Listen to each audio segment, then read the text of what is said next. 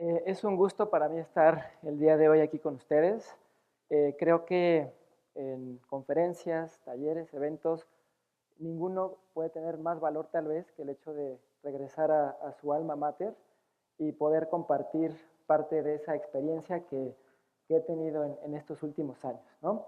Les voy a platicar o quisiera empezar la conferencia con, digamos, un titular que de hecho es una noticia que salió esta semana o a fines de la semana pasada, y en el recuadro está subrayado, si ustedes se fijan, el tema de la imagen precisamente. Y esto es una cuestión que hoy en día el tema de imagen profesional retoma muchísima importancia porque tal vez hace unos años el hecho de tener un traje con corbata, como si fuera un uniforme, automáticamente nos habilitaba para decir, ah, bueno, soy formal y entonces ya estoy en una oficina, ¿no? Pero evidentemente los paradigmas han cambiado y hoy en día no necesariamente el hecho de tener un traje o una corbata nos va a decir que estamos habilitados para ello. Por lo tanto, algo importantísimo es poder crear, poder desarrollar esa identidad de la que hablaba el maestro Iturbe para precisamente decir quiénes somos, ¿no? Entonces, esta noticia mencionaba un evento que se llama FinoSummit, que fue hace una semana en un foro de la delegación Coyoacán, en donde se reunieron diferentes autoridades del sector financiero y motivando, promocionando, construyendo todo lo que se conoce hoy como fintech, ¿no? Recordaba también cuando yo estuve en la preparatoria, pues la preparatoria era de puros hombres, ¿no? Imagínense hoy ese cambio de paradigma donde la preparatoria es mixta, por ejemplo, ¿no? Y en su momento también durante la carrera, la forma en cómo se hacía la comunicación o cómo se generaba la comunicación con las empresas, pues era diferente a lo que se genera el día de hoy, ¿no? Entonces, para comenzar a entrar en materia, les voy a mostrar una imagen solamente por 2 segundos y quisiera que ustedes me dijeran qué es lo que perciben. Va esta imagen solamente por 2 segundos, que tal vez lo ubiquen. Y pues no sé, de este lado alguien que quisiera compartir qué es lo que percibe, qué es lo que ve, qué le comunica, alguien que quiera participar. Si lo ven, no sé a qué se dedica. De este lado, ¿tú qué dirías? ¿Un qué, perdón? Un evento, una convención, ¿no? El señor pues es un actor, ¿no? Entonces, por ahí haciendo este ejercicio en otros foros me dice, no, es que viene crudo, ¿no? A lo mejor de la fiesta de ayer, ¿no? Sin embargo, bueno, evidentemente a pesar de que él está utilizando un código de vestir que se considera formal, el hecho de portarlo como lo ven en la izquierda, pues evidentemente no genera credibilidad y no genera nada más que tal vez una serie de criterios que no son los más adecuados, ¿no? Y la importancia de este ejercicio es que hoy en día y en esta época de tiempo real, pues se dice que solamente le toma al cerebro humano 2 segundos para poder generar un juicio de valor. Lo que quiere decir que muchos a lo mejor ni se fijan en la corbata o si la camisa está bonita, le queda, no le queda, el peinado, sino dicen, no, pues viene crudo, ¿no? Es la imagen global, el juicio de valor que proyectamos nosotros en esa primera impresión. Entonces, la importancia de la imagen reside precisamente ahí, en cómo poder nosotros proyectar esa imagen que resulte adecuada y eficiente. Entonces, si nosotros nos preguntamos desde la base qué es imagen, imagen es percepción, es lo que estoy, digamos, transmitiendo o percibiendo yo acerca de un objeto o de una persona. Entonces, si la imagen es percepción, ustedes me dirán, entonces, para estar en un medio profesional, pues no necesito ser formal, sino a lo mejor como yo soy, porque soy muy auténtico y estoy expresando mi identidad, entonces tal vez necesitaría estar como Steve Jobs, ¿no? La respuesta sería, ok, sí, pero si ustedes se fijan, para que Steve Jobs pudiera llegar a presentar sus iPhones, empezó así en el 84-85. Steve Jobs cuando inició necesitaba vender, ¿no? Necesitaba vender las primeras Mac, las Macintosh. Entonces, pues obviamente el código de comunicación que en su momento requirió, pues fue el hecho de tener una vestimenta más formal. Incluso lo vemos en esta imagen que tal vez ya se vea un poco fuera de actualidad, con ese traje cruzado de 4 botones, y los botones hasta están dorados, en donde tal vez hoy día, bueno, eso ya está como de viejito, ¿no? Entonces, bueno, finalmente Steve Jobs, para poder llegar a estar donde está o donde estuvo, él tuvo que generar esa credibilidad. Entonces, un concepto importante es, dentro de la imagen profesional, es precisamente cómo genero esa credibilidad. Si nosotros tratamos de deconstruir esa primera impresión que estábamos viendo en este ejercicio de la dinámica de los 2 segundos, vamos a tener que hasta arriba se encuentra ese yo, o sea, lo que ven los demás de mí, y ese es el impacto visual de los 2 segundos. Ese impacto visual de los 2 segundos, el quién soy o el quién eres, se sustenta principalmente en 2 dimensiones. La dimensión de la izquierda es qué construyes, esto quiere decir cuáles son mis metas, cuáles son mis valores, ¿no? Cuáles son mis conocimientos, y aquí hay algo también bien importante, ¿no? Si yo, por ejemplo, a lo mejor puedo ser, digamos, muy habilidoso en el tema del conocimiento tecnológico, en la cuestión de la ingeniería, del cálculo y demás, pero si no sé cómo venderme, entonces a final de cuentas eso no me va a apoyar. El hecho de que yo sepa mucho, pero no me sepa vender, va a restar contra todas mis habilidades, ¿no? Entonces, también se conjunta el conocimiento, las metas y los valores, junto con la parte de imagen física o profesional.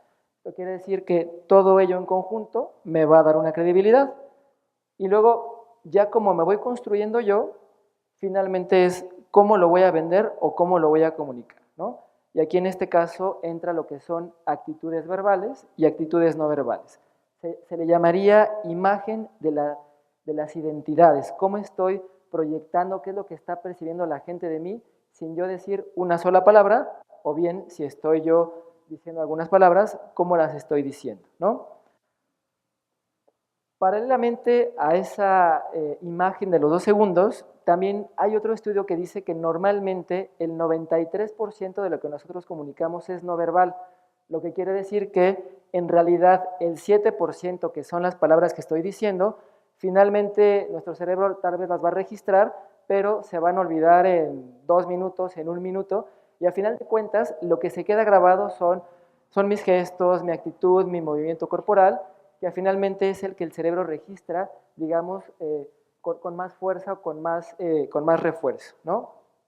Entonces, si tomamos en cuenta que el 93% de lo que comunicamos es no verbal, y si tomamos en cuenta que necesitamos construir esa identidad a partir de las metas, mis valores, mis conocimientos, mi proyección de imagen, ¿cuáles pueden ser, digamos, algunos tips que puedo utilizar de una manera sencilla para, en este caso, proyectar esa imagen que requiero proyectar, ¿no?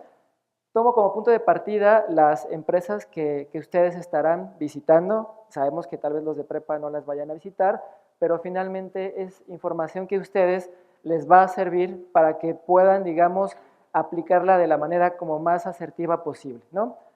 Tenemos entonces aquí los logos y en este sentido algunos son grandes corporativos, ¿no? Como Televisa, como BBVA, y entonces la idea es que podamos nosotros generar o tener un recorrido sobre cuáles pueden ser las diferentes posibilidades de arreglo y de atuendo y de cómo poder proyectar esa imagen que requiero proyectar a fin de causar esa buena primera impresión, a fin de poder saberme vender, ¿no?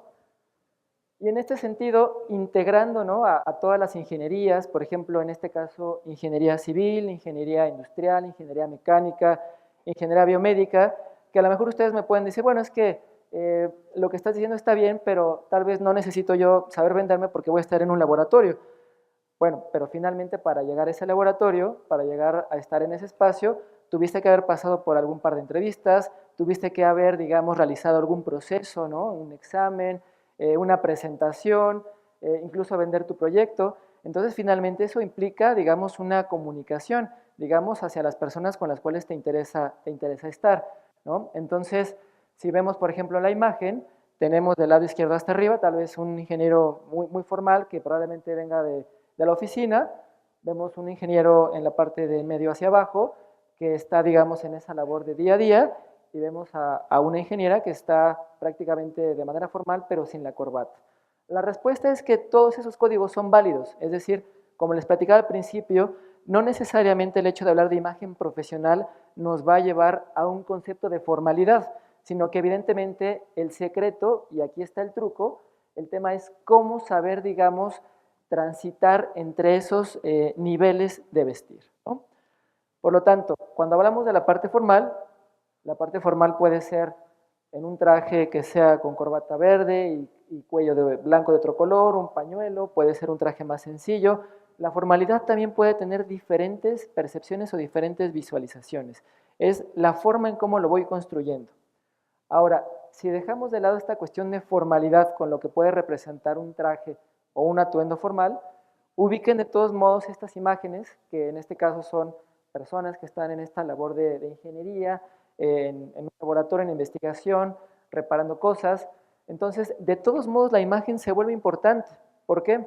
Si yo les preguntara, si a lo mejor van al doctor y el doctor lo recibe con esa bata blanca y esa bata blanca está hinchada, a ustedes les daría confianza, ¿no? Pasar con ese doctor que a lo mejor traiga la bata desaliñada y mal peinado y un poco como lo que vimos en la imagen de la primera lámina, muy probablemente no le confiarían su salud, incluso les causaría desconfianza. Entonces, finalmente esta cuestión de imagen se refiere a temas de pulcritud, de tener la ropa limpia, de tener el cuidado personal adecuado, el aseo adecuado. Entonces, no necesariamente decir, bueno, a mí nadie me va a ver porque voy a estar en un espacio cerrado, quiere decir que ya me salvé, sino que evidentemente en todo momento estamos construyendo esa credibilidad, ¿no?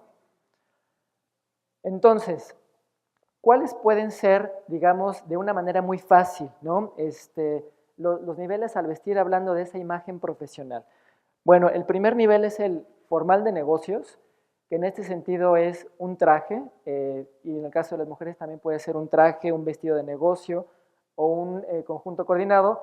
Normalmente por psicología del color se dice que un traje oscuro, una camisa clara y una corbata en colores más vivos es el más adecuado porque lo que comunica, y esto también es en función o en base a estudios de imagen, pues es autoridad, confianza y poder. Eso quiere decir que si en algún momento nosotros estamos en ese nivel 1, vamos a comunicar eso y dependiendo del ambiente, porque a lo mejor habrá, digamos, personas que estén trabajando en un corporativo, pues obviamente van a requerir esto de acuerdo al código de vestir. Puede ser, por ejemplo, también para conferencias, para discursos, para premios, para algún evento formal de negocio. Ubiquen, por ejemplo, a Obama en esa fotografía que estaba en alguna cumbre internacional, cómo maneja ese código de vestir y guarden en la mente esa imagen de Obama porque lo vamos a ver en el siguiente nivel. Esto quiere decir que el tema de cómo poder, digamos, desarrollar esa imagen profesional tiene que ver con el cómo poder adecuar esos elementos del vestir. No necesariamente quiere decir que si estoy en un nivel 1, que es el formal, necesariamente me voy a quedar ahí, ¿no? En este caso, por ejemplo, hablando de las empresas en estos encuentros empresariales, pues un código de nivel 1 sería, en el caso de la empresa Akia, ¿no? Esta imagen la obtuve de su página de internet, son los socios de la empresa, y el hecho de ser una consultoría estratégica, pues implica que se requiera visitar clientes, ¿no? Y en este caso, visitar clientes en su mayoría de corporativos, pues habla de que se requiere un código de vestir formal. Queremos proyectar esa credibilidad, pero además también cierto poder y cierta autoridad para estar en ese mismo nivel de la empresa que en este caso vamos a asesorar o vamos a consultar, ¿no? Ahora, el nivel 2 es el que se le llama casual elegante y básicamente a lo que se refiere es que pueda existir un traje pero sin la corbata. Así como vengo el día de hoy, la idea es que en este caso, este nivel de vestir o este código, lo que pueda comunicar es que sea una apertura, una confianza y una cierta comodidad, pero sin dejar de lado lo profesional. En este nivel, normalmente, la idea es poder, digamos, generar esa empatía con tu audiencia, no tanto esa cuestión de poder, y los puntos de enfoque o el punto de enfoque es ese saco o blazer. Quiere decir que no necesariamente va a ser un saco de traje, sino que puede ser un saco blazer, que en este caso pueden ubicar en cualquier color. Y nuevamente le pongo otra vez nombre y apellido a la nota que les mostraba al principio de la presentación. o de la plática, porque parte de los participantes, en este caso de este evento, pues son, digamos, expositores como ustedes. Digamos, hoy en día hablamos de toda esta cuestión fintech, pues está siendo desarrollada como jóvenes por ustedes. Además de ser consultora en imagen, digamos que también de manera paralela desarrollo actividades de consultoría, principalmente en todo lo que es tecnología financiera, y entonces me ha tocado, digamos, interactuar, evaluar ciertos proyectos de jóvenes que están egresando de la universidad, y entonces te hablan de wallets de criptomonedas, te hablan de crowdfundings, te hablan de estas IFPES, de las instituciones de fondo de pago electrónico, y entonces evidentemente ves todo ese potencial, ¿no? Todo ese potencial de conocimiento, y evidentemente ligado a una capacidad de venta. En este caso, la persona que vende del lado derecho, pues si ustedes se fijan, está en un t-shirt, ¿no? Tal cual, pero tiene un saco blazer, lo que quiere decir que le está dando esa formalidad o ese realce a lo que quiere proyectar, ¿no? Tal cual. Entonces, si ustedes se fijan, y hablaba al principio del cambio de paradigmas, entonces la forma en cómo nosotros podemos fluir esa imagen va a depender mucho de cómo esté el escenario o de cómo sea el evento, ¿no? ¿Cuáles son esos códigos de comunicación? Hablamos de acercamiento, apertura y confianza. Entonces, en este caso lo que se quiere hacer es precisamente llegar y conectar con la audiencia.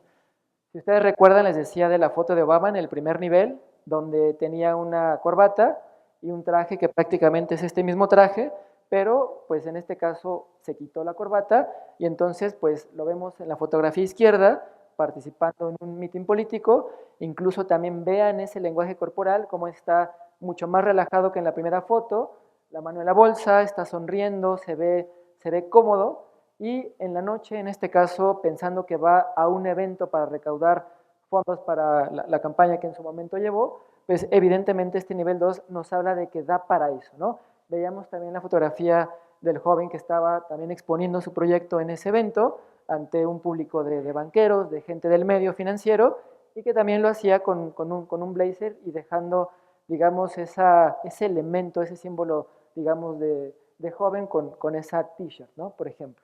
Entonces, ¿dónde y cuándo podemos aplicar este nivel 2? Pues hablamos de ambientes más creativos o con código de vestir más relajados. Me ha tocado a mí también participar y estar en el foro de Bancomer, en el piso 33, y entonces constantemente también estoy viendo a gente joven que también va a exponer, va a presentar sus proyectos, y normalmente lo hacen o los veo que están aplicando un nivel 2, siempre, digamos, en esa cuestión como de actualidad, tal vez incluso unos pantalones mezclilla, pero con una camisa limpia, una camisa planchada y un saco o blazer, y entonces, digamos, es un ambiente que se vuelve muy creativo, muy abierto, ¿no? Punto de enfoque, el saco blazer es la pieza central, entonces en este caso tenemos ahí otro ejemplo, ¿no? de una ingeniería como puede ser la civil, que no necesariamente me puedan decir, oye, es que si voy a la obra, me voy fachoso. Bueno, puede ser dependiendo, no necesariamente tienes que ir a la obra de traje, pero sí en función de lo que vaya a ser tu día, en función de lo que vaya a ser tu dinámica, sí puedes cuidar, digamos, estos puntos o elementos importantes, ¿no? Cuando hablamos de saco blazer, veíamos el de Steve Jobs de hace ya como prácticamente 30 años o más. En este caso, un saco blazer no necesariamente quiere decir que va a ser algo, digamos, fuera de moda o algo antiguo. Ubiquen cómo le podemos dar esos giros, en el caso de la imagen de la derecha, mucho más, unos toques más modernos, más actualizados, y que aún así se van a ver de manera correcta. Y finalmente, el nivel 3, que es el famoso business casual, que a veces no se entiende el business casual y se queda más bien en casual. Y en este caso le estoy poniendo o de acuerdo al protocolo. ¿Por qué de acuerdo al protocolo? Porque en un nivel 3 normalmente hablamos que podemos decir, bueno, un nivel 3 que es business casual, hablamos de que quitamos el saco blazer y podemos tal vez ocupar una playera tipo polo, que son las playeras que tienen un cuello, digamos, para darles más construcción, incluso de manga corta, puede ser una camisa de manga corta, pero también puede ser de acuerdo al protocolo porque a lo mejor si están en un espacio que requiera alguna bata, ¿no?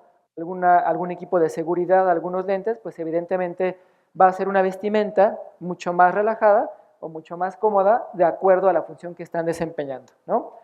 Los códigos de comunicación hablamos de apertura, de confianza y de expresar símbolos. En este caso, los símbolos, me refiero a la bata blanca, ¿no? Que en este caso decía, da o proyecta pulcritud, proyecta, digamos, confianza, hacíamos el ejemplo del doctor, pero en este caso también proyecta confianza, pulcritud en otro ambiente profesional, ¿no? ¿Dónde y cuándo? Pues hablamos de la oficina, por ejemplo, puede ser eventos laborales especiales o ambientes de trabajo que no son de oficina. Llámese laboratorios, por ejemplo, ¿no? ¿Cuál es entonces la relación entre la imagen personal e institucional? Bueno, ya también lo mencionaba el maestro Iturbe, ¿no? Su imagen necesita ser consistente con su misión, sus metas, sus valores, su comunicación verbal y no verbal, sus habilidades, talentos y experiencia y el ambiente profesional. Quiere decir que necesitamos ser consistentes de acuerdo a nuestros conocimientos, de acuerdo a nuestra identidad, de acuerdo a nuestros valores y de acuerdo al ambiente profesional en el que nosotros estemos interactuando, ¿no? Como ejemplo les muestro una fotografía de Cabify, ¿no? Si hablábamos de los niveles al vestir, tenemos ahí la fotografía de Cabify que me tocó colaborar en su momento. Entonces vean cómo el ambiente de ser un startup, ¿no? De tecnología, pues habla de que pues, se pueden llevar playeras, se puede llevar pantalones de mezclilla, pero esto no quiere decir que la imagen tenga que ser desarreglada, ¿no? Entonces, si en nuestro ambiente profesional, digamos, por toda esta flexibilidad que puede haber hoy en día, no hay algún código de vestir en particular, y por eso lo pongo ahí en cualquier nivel, pues necesitamos cuidar y necesitamos observar que el cuidado personal sea impecable, ¿no? Y que el atuendo sea apropiado de acuerdo al ambiente laboral, agregando toques modernos, que en este caso no necesariamente nos estamos refiriendo a la moda, pero vimos, por ejemplo, cómo un blazer se puede adaptar para que se vea moderno, entonces adaptando toques modernos de acuerdo a nuestros parámetros profesionales, ¿no? Y también como tercer punto, cuidar la imagen de las actitudes, ¿no? Que en este caso la imagen de las actitudes es lo que yo estoy comunicando de manera no verbal. Pasando hacia la parte final de esta plática, vamos a platicar un poco, valga la redundancia, sobre la tercera dimensión, el cómo lo vendes y cómo lo comunicas. Entonces, les quiero mostrar un video de un discurso de elevador, que en este caso, no sé si alguna vez lo hayan escuchado, pero digamos, un discurso de elevador se refiere a cómo puedes comunicar un mensaje de la manera más asertiva posible, teniendo, digamos, un tiempo de aproximadamente 1 minuto a minuto y medio. En este caso, lo podemos emplear o lo podemos ocupar, por ejemplo, cuando estamos vendiendo un proyecto, es el famoso pitch, ¿no? En estos hackatones que de repente se hacen o en estos eventos de emprendimiento, toda esta cuestión del pitch precisamente a eso se refiere, a poder, digamos, identificar cuáles son esos puntos fuertes que nosotros queremos comunicar para poder influir en las demás personas o en el jurado y a partir de ahí hacer alguna venta, ¿no? La parte central, digamos, de este discurso de elevador es, y quédenselo como reflexión, en este caso es por qué ustedes, ¿no? Evidentemente están en este proceso de escuela, pero seguramente se habrán enfrentado a algún examen muy difícil, pasaron una materia y no se fueron extraordinario, algún reto de alguna presentación que les haya quedado muy padre, lograron programar algo y les quedó mucho mejor de lo que esperaban, en su proyecto, digamos, funcionó y prácticamente a la primera o a la segunda vez. Entonces, todo eso son logros, o sea, no necesariamente tienen que decir, es que a lo mejor pues no estoy trabajando, apenas voy a empezar a trabajar, o estoy como trainee, ¿no? Bueno, pero finalmente no quiere decir que a nivel profesional no tengan logros, porque obviamente se entiende que están en este proceso de inicio. Ubiquen y recuerden esos logros que han tenido en su carrera de estudiantes, ¿no? ¿Qué pasaron? ¿Qué hicieron? ¿Los aplaudieron? ¿Ganaron un premio, una medalla, un concurso deportivo? Todo eso va contando. Entonces, ¿por qué ustedes? Piensen, digamos, en este caso, cuando se están presentando con las empresas, ¿por qué ustedes? Entonces, paso esto.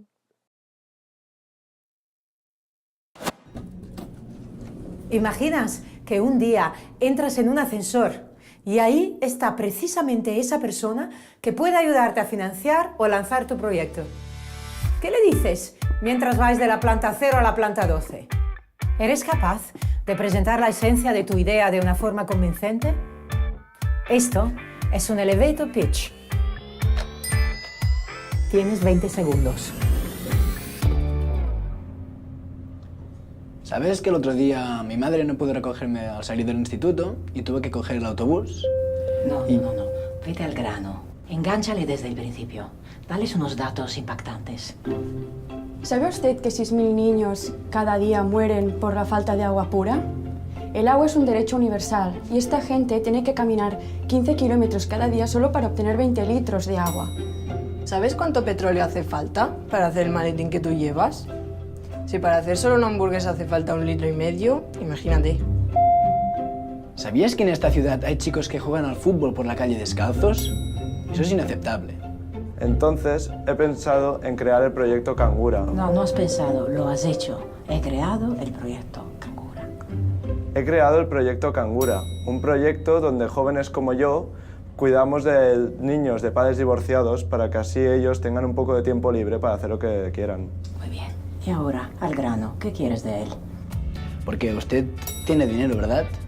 Un poco de contribución económica nos iría bien, bastante bien. Espera. Tienes que decirle para qué. Dile lo que vas a hacer con su ayuda. Intentaremos construir pozos de agua limpia. No intentaremos. Lo vamos a hacer. Vamos a construir pozos de agua limpia para la población de Otfal. Necesitamos 2.000 euros para construir estos pozos y para que estos niños puedan beber. Él no te va a dar dinero aquí. Tu propósito es lograr verle de nuevo. Si quieres te doy mi teléfono y... No. Pídele su tarjeta. ¿Me podrías dar tu tarjeta y te llamo algún día de estos? No, algún día de estos no. Mañana. Le llamaré esta tarde si usted me puede dar su tarjeta y así podemos concretarlo todo. Muchas gracias. No se va a arrepentir.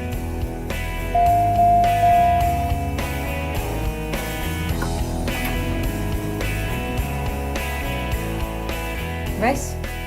Una conversación de ascensor es una fantástica oportunidad para vender tu proyecto. Si te encuentras en una situación así, aprovéchala.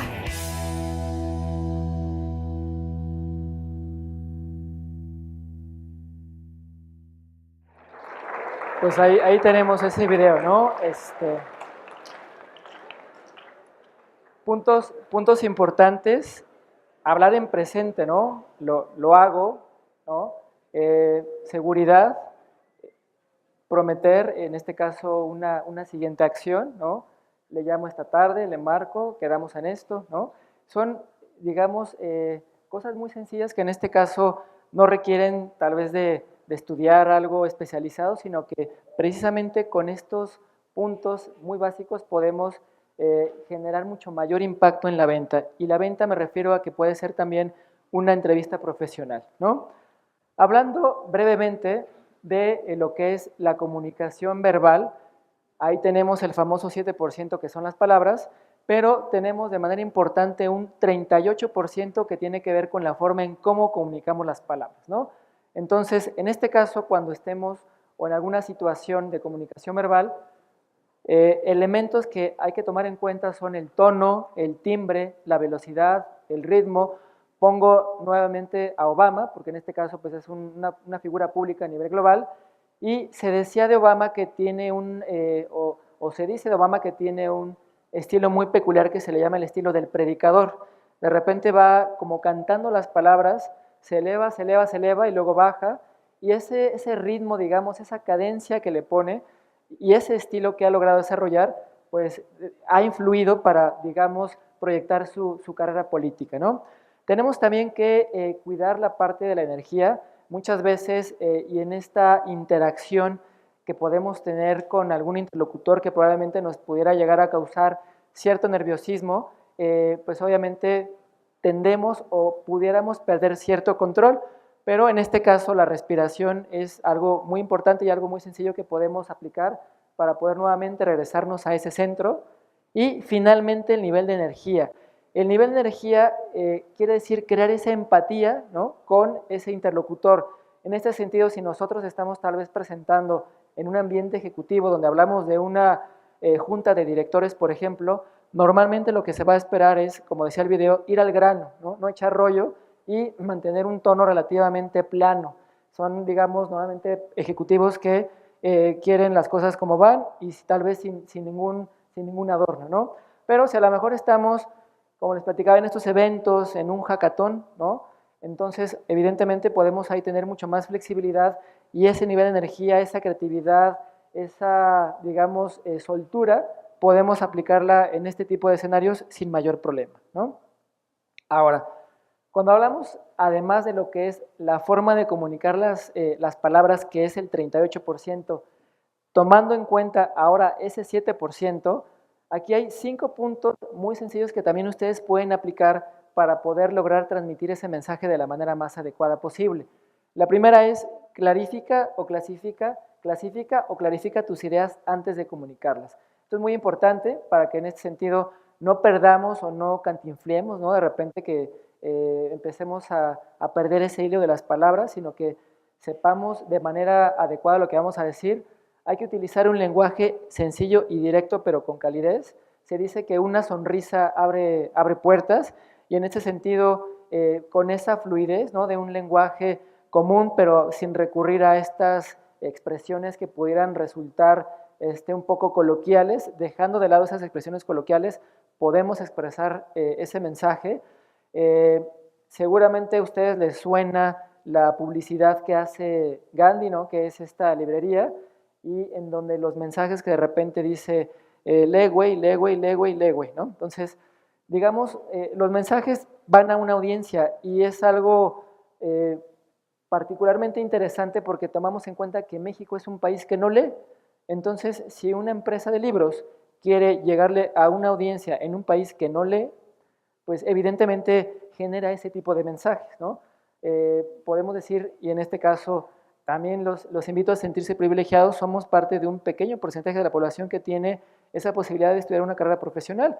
Entonces, en este sentido, si bien expresiones coloquiales son abiertas en una cuestión de amigos, para una cuestión profesional, el lenguaje sencillo y directo no implica que se tengan que utilizar esas expresiones coloquiales, simplemente como lo es el lenguaje español, ¿no?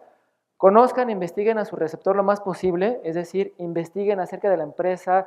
Hoy en día tienen herramientas que da el internet increíbles. Cuando yo estudié la carrera me tocó la bolsa de trabajo todavía con carpetas, tenías que ir al centro de bolsa de trabajo a consultar las carpetas que se imprimían de manera semanal o cada tercer día para poder llamar al teléfono de la empresa y poder, digamos, concertar una cita de entrevista. Hoy en día a lo mejor los contactan, dicen, bueno, tiene cita con la persona tal, lo pueden googlear en LinkedIn y entonces saben ahí qué persona es, qué ha hecho, cómo lo ha hecho, qué ha logrado, y obviamente eso también genera empatía de decir, a ver, ¿qué puedo decir en la entrevista? ¿Cómo me puedo dirigir? ¿Cómo lo puedo vender? ¿No? Busca no solo ser entendido, sino también escuchar a las demás personas. Dicen por ahí que parte importante incluso del hablar es el escuchar a las demás personas y verifica que el mensaje es comprendido, ¿no? Ahora, hablando del lenguaje no verbal, el lenguaje no verbal básicamente se refiere a la forma en que comunicamos sin decir palabras, es decir, cómo muevo las manos, cómo estoy caminando, cómo me estoy parando. Y por aquí seguramente tenemos a estudiantes de ingeniería biomédica que en este sentido no me dejarán mentir, ¿no? Nosotros normalmente estamos condicionados por una cuestión de redes neuronales.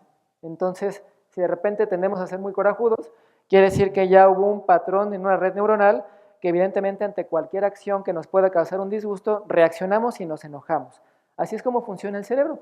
Finalmente, esa red neuronal va a tener un efecto fisiológico y ese efecto fisiológico lo expresamos, tanto en la parte facial como en la parte conductual. Sin embargo, a pesar de que se puede decir o se dice por ahí de que estamos prácticamente condicionados, ¿no? Porque desde chiquitos a lo mejor nuestra tendencia de carácter era ser impacientes, era ser rebeldes, era ser corajudos. Si bien estamos o probablemente condicionados por esa parte, podemos cambiarlo. Y en este sentido, les quiero mostrar también un pequeño video de una investigadora que en la actualidad está haciendo esta serie de experimentos y lo que dice es que necesitamos prácticamente 2 minutos para poder cambiar nuestro comportamiento no verbal. El video dura 15 minutos, pero les voy a pasar nada más 2, porque pues por el tiempo, ¿no? Pero lo pueden revisar en internet o en YouTube. Es Amy Cuddy y se llama Cómo nuestro comportamiento no verbal gobierna nuestro cerebro. Y vamos a ver esta parte. Esta parte es de una entrevista laboral. Entonces, So ubiquen lo que it seems that our nonverbals do govern how we think and feel about ourselves. So it's not just others, but it's also ourselves. Also, our bodies change our minds. But the next question, of course, is, can power posing for a few minutes really change your life in meaningful ways? So this is in the lab, it's this little task, it's just a couple of minutes. Where can you actually apply this, which we cared about, of course. And so we think it's really what matters, where you want to use this is evaluative situations, like social threat situations. Where are you being evaluated, either by your friends, like for teenagers at the lunchroom table. It could be, for some people, it's speaking at a school board meeting. It might be giving a pitch or giving a talk like this or doing a job interview. We decided that the one that most people could relate to, because most people had been through, was the job interview. So we published these findings, and the media are all over it, and they say, okay, so this is what you do when you go in for the job interview, right? So we were, of course, horrified and said, oh my God, no, that's not what we meant at all for numerous reasons. No, don't do that. Again, this is not about you talking to other people, it's you talking to yourself. What do you do before you go into a job interview? You do this. Right? You're sitting down, you're looking at your iPhone or your Android, not trying to leave anyone out. You're looking at your notes, you're hunching up, making yourself small, when really what you should be doing maybe is this, like in the bathroom, right? Do that, find 2 minutes. So that's what we want to test, okay? So we bring people into a lab and they do either high or low power poses again. They go through a very stressful job interview. It's 5 minutes long. They are being recorded, they're being judged also, and the judges are trained to give no nonverbal feedback. So they look like this. Like, imagine this is the person interviewing you. So for 5 minutes, nothing. And this is worse than being heckled. People hate this. It's what Marianne LaFrance calls standing in social quicksand. So this really spikes your cortisol. So this is the job interview we put them through because we really wanted to see what happened. We then have these coders look at these tapes, 4 of them. They're blind to the hypothesis, they're blind to the conditions. They have no idea who's been posing in what pose. And they end up looking at these sets of tapes and they say, oh, we want to hire these people, all the high power posers. We don't want to hire these people. We also evaluate these people much more positively overall. But what's driving it? It's not about the content of the speech. It's about the presence that they're bringing to the speech. We also, because we rate them on all these variables related to sort of competence, like how well structured is the speech? How good is it? What are their qualifications? No effect on those things. This is what's affected, these kinds of things. People are bringing their true selves, basically. They're bringing themselves. They bring their ideas, but as themselves, with no residue over them. So this is what's driving the effect or mediating the effect. So when I tell people about this, that our bodies change our minds and our minds can change our behavior and our behavior can change our outcomes, they say to me, it feels fake, right? So I said fake it till you make it. It's not me. I don't want to get there and then still feel like a fraud. I don't want to feel like an imposter. I don't want to get there only to feel like I'm not supposed to be here. And that really resonated with me. Entonces, esa parte del video lo que nos muestra es que en este ejercicio de la entrevista se trataba no del contenido del discurso, sino de la presencia, ¿no? Nuevamente la parte de la imagen. Y este investigador habla mucho de poses de alto poder y poses de bajo poder, y lo relaciona, o digamos lo ejemplifica con el reino animal, ¿no? Pensando, no sé, en un chango, en un orangután, una pose de alto poder es algo como hacerle así, y dice que los atletas, y muestra o pasaba una imagen de Usain Bolt, como cuando alguien tiene la victoria, pues alza las manos, ¿no? Eso es una pose de alto poder. Y una pose de bajo poder es cuando de repente, por alguna razón, alguien que pueda sentirse triste, de repente se encorva, se encoge, ¿no? Y entonces evidentemente, ¿qué que es lo que normalmente puede pasar cuando estamos esperando a pasar con la persona que nos va a entrevistar, ¿no? Estamos ahí como viendo el teléfono y demás, y en ese sentido pues es algo que no nos ayuda, ¿no? Lo que ella también dice es que simplemente con 2 minutos de estarlo practicando, podemos nosotros reprogramar, hablando de esta cuestión de programación, reprogramar nuestro cerebro para que en este caso podamos tener una imagen más asertiva de una manera fácil y rápida, ¿no? Dice ahí, fíngelo hasta que lo seas y después hasta que te lo creas, ¿no?